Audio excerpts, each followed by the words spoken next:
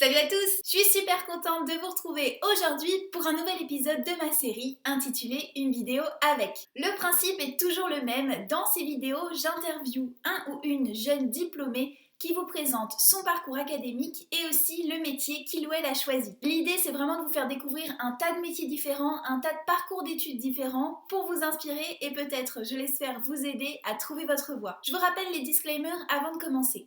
Tout d'abord, les interviews ont été réalisées à distance, donc il se peut que la qualité du son ou de l'image soit parfois brouillée. Je vous rappelle aussi que les interviewés partagent avec nous leur vision personnelle sur des questions bien précises. Si vous souhaitez approfondir les sujets abordés dans cette vidéo, n'hésitez pas à recueillir d'autres témoignages de professionnels pour compléter. Aujourd'hui, c'est Soun qui va vous présenter son métier. Elle a 24 ans et elle est graphiste à Aix-en-Provence.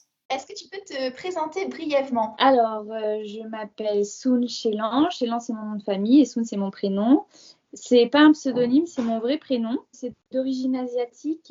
C'est mes parents qui ont trouvé ça à la fin d'un film. Et j'ai 24 ans, bientôt 25. Je suis directrice artistique, fraîchement diplômée. Et du coup, est-ce que tu peux nous présenter ton parcours d'études depuis le bac? Donc, quel type de bac tu as fait, puis quelles études pour préparer quel diplôme? Alors, depuis très longtemps, j'aime beaucoup, j'ai une passion pour le dessin, pour l'art en général.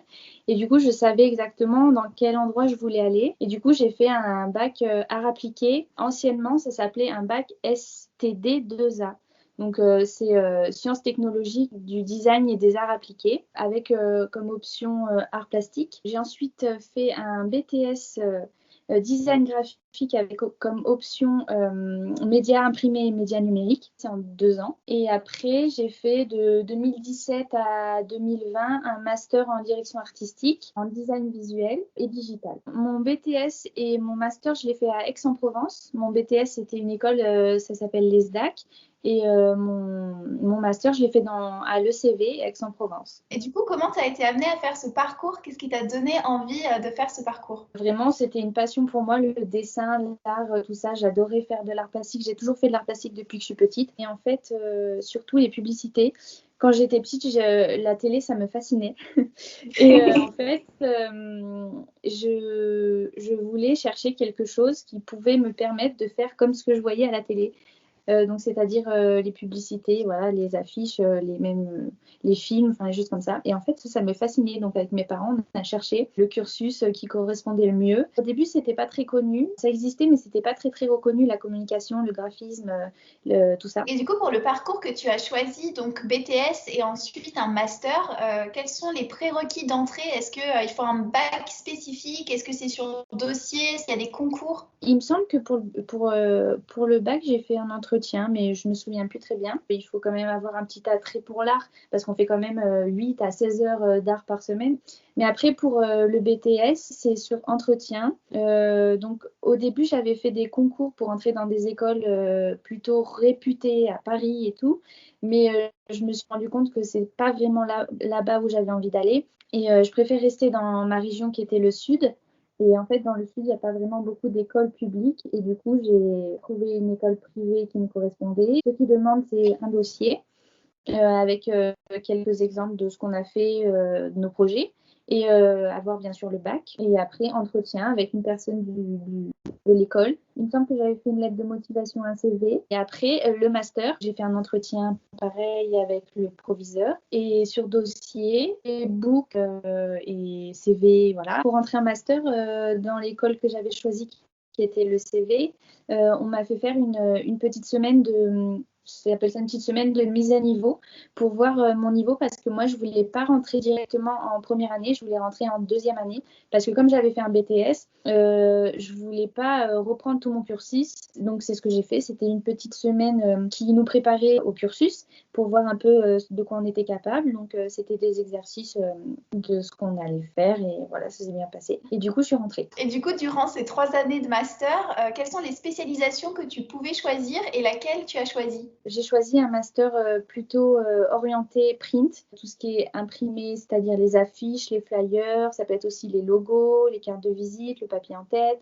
Enfin, tout ça, c'est toute la communication visuelle imprimer pour une entreprise. On fait aussi beaucoup de médias et de web parce que maintenant, de nos jours, les entreprises, elles ont besoin d'une présence sur le web pour se faire connaître. Et du coup, c'est très, très important de faire ça. Quels sont les stages que tu as eu à faire durant ton parcours? Pendant mon BTS, j'ai dû faire 2 fois une semaime de stage. La première semaine de stage que j'avais fait, c'était un stage d'observation. C'était dans une agence de com locale à Aix-en-Provence. Deuxième stage, c'était dans une autre agence de com à Marseille.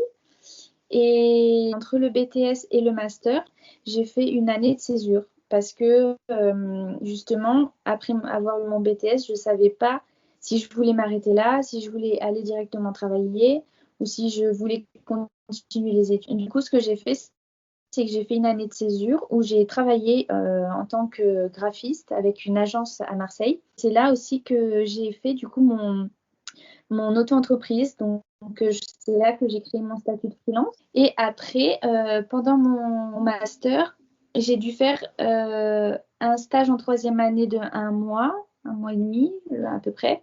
C'était également avec c'était pas une agence, c'était plutôt une indépendante. C'était une directrice artistique, illustratrice indépendante. Très bon stage, j'ai appris beaucoup de choses. Et le dernier stage, alors là, le plus important, c'était un stage que j'ai réalisé de 3 mois dans un studio qui était tenu par deux directrices artistiques, pardon, et plutôt la spécialisée dans la haute joaillerie et les marques de luxe. Donc ça, très important pour moi, ça m'a vraiment apporté beaucoup de choses et c'était très, très enrichissant au niveau de la relation client et tout ce que je pouvais apprendre vraiment, c'était mon plus beau stage que j'ai pu faire, ma plus belle expérience. Et du coup, quel métier exactement as-tu choisi après ton diplôme et est-ce que tu peux nous l'expliquer en quelques mots? J'ai un statut de graphiste freelance depuis à peu près 4 ans, depuis mon année de césure. Donc souvent je fais des missions avec des clients, je cherche un peu des clients ou des clients font appel à moi pour des missions, des projets. Et en même temps, depuis la fin de mon diplôme, là, en master, j'ai trouvé un job en tant que graphiste, enseignante, professeure, enfin tout ça, dans une école, pareil, une école supérieure. Donc là maintenant, c'est moi qui apprends ce que j'ai appris aux élèves. Pour l'instant, c'est une mission de 1 an. Et pourquoi pas peut-être après trouver une agence dans laquelle je veux m'installer ou monter ma propre agence un peu plus développée. Du coup, est-ce que tu peux nous faire une journée type dans ton métier? Une journée en tant que graphiste, c'est compliqué parce qu'on a plusieurs statuts. Moi, je suis graphiste, je suis aussi illustratrice et je suis photographe. Et en fait, ça dépend des clients que j'ai en ce moment, ça dépend des missions, ça dépend des demandes, ça dépend de plein de choses. Parce qu'il y a des jours où je ne travaille pas.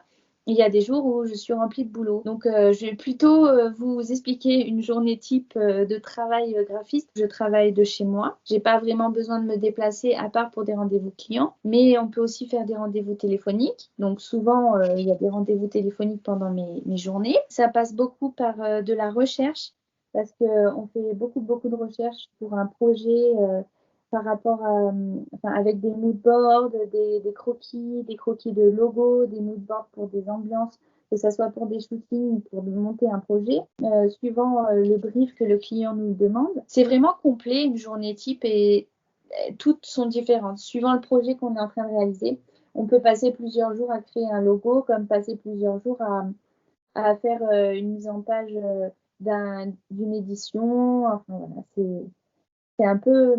C'est ça qui est intéressant dans ce métier parce que c'est jamais tous les jours pareil. Je me lève le matin, je suis contente de faire ce que je fais parce que c'est différent. Ok, je suis derrière un bureau et derrière mon ordinateur, mais je fais jamais la même mission et c'est ça qui est intéressant et que j'aime bien. Du coup, tu as répondu un petit peu à ma prochaine question, mais selon toi, quels sont les avantages de ton métier et aussi les contraintes s'il y en a? Les avantages, vraiment, c'est le travail chez soi. Moi, je trouve que enfin, c'est pour ça que j'ai choisi, c'est de travailler chez soi. C'est vraiment avantageux parce que tu peux travailler de n'importe où tant que tu as ton ordinateur et la Wi-Fi. Faire le choix de son emploi du temps, prendre le temps qu'on veut pour faire les missions qu'on veut.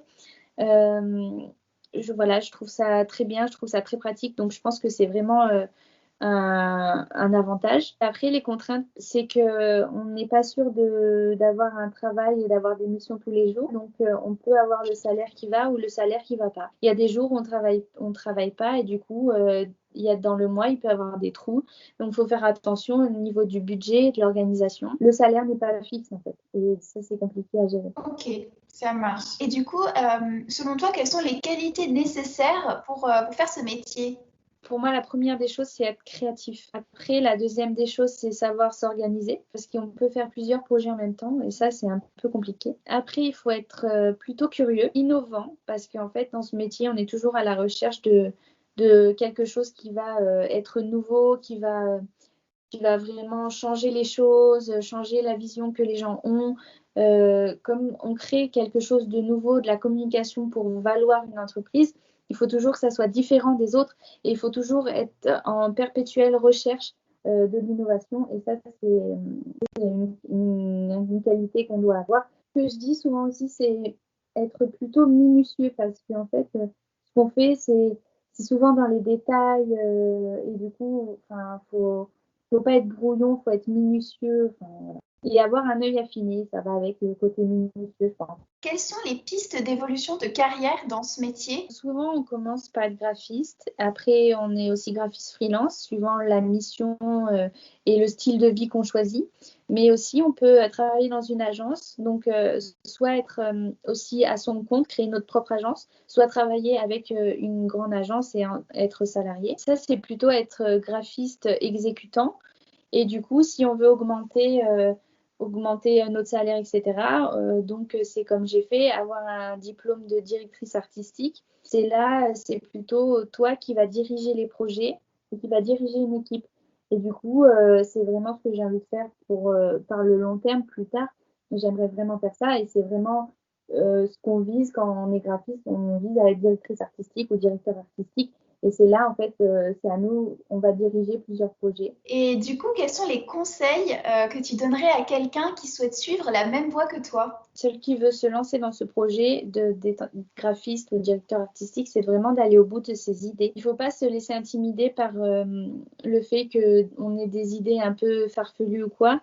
Il faut vraiment aller au bout de nos pensées, continuer nos projets, ne pas se laisser distraire par ce que font les autres. Ça, c'est très important. Dans ce métier, il ne faut pas se laisser faire, il faut être toujours très, très battant et ne pas se laisser marcher sur les pieds. Et il faut tout le temps être curieux, s'informer de ce qui se passe dans le monde, de ce qui se passe dans notre métier, des publicités. Et il ne faut pas être fermé d'esprit non plus parce qu'il y a beaucoup de clients qui vont demander des missions qu'on n'est pas forcément capable de faire ou qu'on c'est pas nos convictions, mais on va le faire quand même parce que c'est le client qui le demande. Donc, il ne faut pas se laisser marcher sur les pieds non plus, mais il faut être ouvert. Je pense aussi qu'il est important de partager ce qu'on fait, nos créations, de partager notre métier, de partager nos projets, ce qu'on fait et tout ça pour se faire connaître.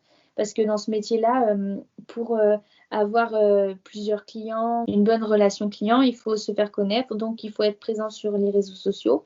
Il faut avoir un bon site internet. Il faut tout le temps poster des choses, parler à du monde, faire des recherches, voilà. Et du coup, si les étudiants qui nous regardent ont plus de questions sur ton expérience, est-ce qu'ils peuvent te contacter? Et si oui, comment? Alors, ils peuvent me contacter par mon LinkedIn et sinon par mon site internet, très simple aussi, c'est soonchelan.com. Ok, ça marche. Bon, je mettrai les liens dans la description de la vidéo du coup. Pas de souci. Super. Merci beaucoup. De rien. Et voilà, cette vidéo est maintenant terminée. J'espère qu'elle vous a plu. N'hésitez pas à me poser toutes vos questions en commentaire. On se revoit très vite et en attendant, gardez le cap!